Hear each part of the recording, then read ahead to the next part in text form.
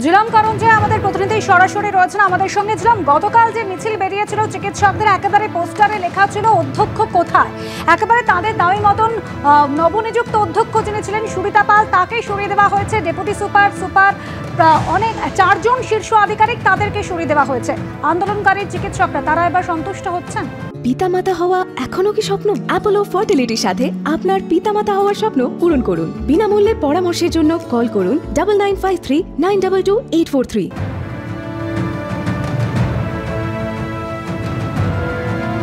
তোমাকে জানাই যে এই যে বদলি করা হয়েছে, সেই বদলিগুলোর যে সিদ্ধান্ত, সেইগুলোই দাবি করে এসেছিলেন আন্দোলনরত জুনিয়র ডাক্তার এবং চিকিৎসকরা।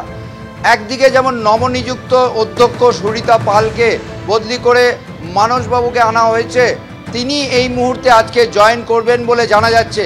তোমাকে জানিয়ে রাখবো যে এই মানসবাবুকে এর আগেও অধ্যক্ষ করে বারাসাত মেডিকেল কলেজ থেকে নিয়ে আসা হয়েছিল, যদিও পরবর্তীকালে সেই সিদ্ধান্ত বদল করা হয়েছিল। তিনি এখানে দায়িত্ব নিয়েছিলেন, আবার তাকে বদলি করা হয়েছিল, সন্দীপ ঘোষকে ফিরিয়ে নিয়ে আসা হয়েছিল, সেটা গত বছর। এবং এইবার তিনি ব্যক্তিগত মহলে এখানে এই যে দায়িত্ব নেওয়ার ব্যাপারে অনীহা প্রকাশ করেছেন। অন্যদিকে বাঁকুড়া থেকে যাকে উপাধ্যক্ষ করে নিয়ে আসা হচ্ছে, যে ডক্টর সপ্তর্ষি চট্টোপাধ্যায়, তিনি এখানে আজকে জয়েন করার একটা চেষ্টা করবেন বলে জানা গিয়েছে। যে অ্যাসিস্ট্যান্ট সুপার সুচরিতা সরকার, যাকে নিয়ে এত বিতর্ক, তিনি ফোন করেছিলেন এবং ফোনে সুইসাইড, আত্মহত্যা বলেছিলেন, এরকম তাকেও বদলি করে স্বাস্থ্য ভবনে দেওয়া হয়েছে।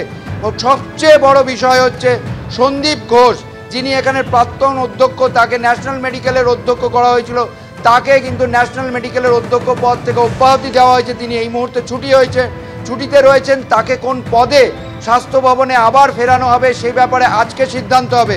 পড়ুয়ারা এই বিষয়ে, আন্দোলনকারীরা সমস্ত বিষয়ে আজকে কাগজের অর্ডার দেখেছেন, তারা বৈঠক করবেন, জিবি করবেন, এমনকি সুপ্রিম কোর্টের নির্দেশের দিকে তারা তাকিয়ে আছেন।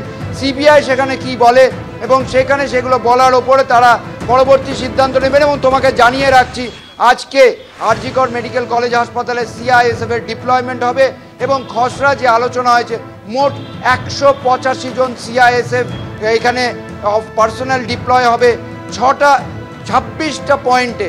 তার মধ্যে একটা কিউআরটি রেসপন্সের একটা পয়েন্ট আছে, আর বাকিটা 25টা বিভিন্ন পয়েন্টে, বিল্ডিংয়ে, হস্টেলে তাদের ডিপ্লয়মেন্ট হবে এবং আজকে থেকেই সেটা শুরু হবে বলে জানা যাচ্ছে স্বাস্থ্য দপ্তর সূত্রে।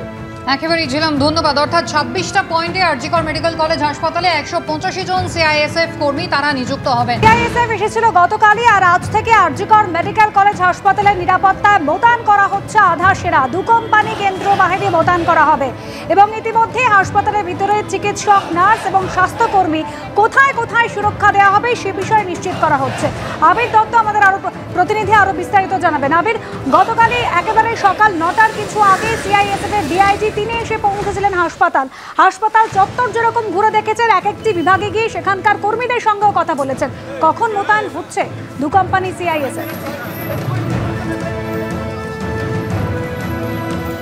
দেখো, যেটা সিআইএসএফ সূত্রে খবর, যেটা জানা যাচ্ছে যে 2 জন এসিপি র্যাঙ্কের আধিকারিক তারা প্রথমে আসবেন আর.জি. কর মেডিকেল কলেজ হাসপাতালে এবং তারা এসে যে গতকাল যে সব জায়গাতে দেখা হয়েছিল, ডিআইজির নেতৃত্বে একটি টিম তারা সব জায়গাতে দেখেছেন আর.জি. কর হাসপাতালে, যেখানে নিরাপত্তায় কোন কোন জায়গাতে তাদের ডিপ্লয়মেন্ট হওয়া দরকার বা তাদের মোতায়েন হওয়া দরকার, সেই অনুযায়ী এসিপি র্যাঙ্কের 2 জন আসবেন এবং তারা আসার পর 2 কোম্পানি, প্রায় যেটা জানা যাচ্ছে সূত্র মারফত, যে প্রায় 151 জন, তার মধ্যে একজন কমান্ড্যান্ট আছেন, তারা আসবেন এখানে এবং সেখানে এসে ইমার্জেন্সি বা ট্রমা কেয়ার সহ যে মেন বিল্ডিং বা যেখানে প্রশাসনিক কাজগুলো হয়, এই সমস্ত জায়গা এবং যেখানে আন্দোলন হচ্ছে সেখানেও সমস্ত জায়গাকে মিলিয়ে তারা তাদের মতন করে একটি ছক কষে নেবেন যে কোন কোন জায়গাতে নিরাপত্তা দেওয়ার প্রয়োজনীয়তা রয়েছে এবং কোন কোন জায়গাতে লক্ষ্য রাখারও প্রয়োজনীয়তা রয়েছে, নজরদারি।